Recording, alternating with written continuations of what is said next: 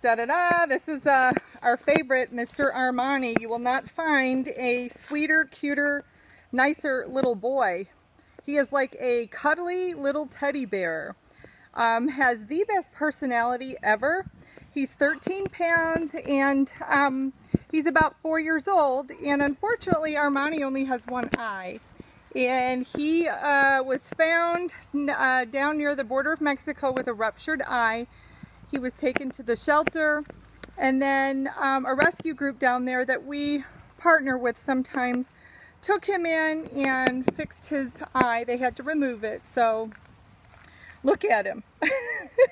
He's, you know what I always do? I always call him my hunka burning love, because he is just like a little, just squishy little teddy bear. You can't keep your hands off of this one. Go ahead and put him down, Kelby, so they can see him. And he gets along with everyone. And he truly is just the funnest little dog. And I've heard he likes going for car rides too. That's what I've heard. He gets along with everybody. He's crate trained. If you sit on the floor with him, he just rolls on his back. And he and I love each other. Yes, we do. Oh, I know. This is my favorite. Look at him. Sometimes when he looks at you, he's got that one tooth that'll look like a little snaggle tooth.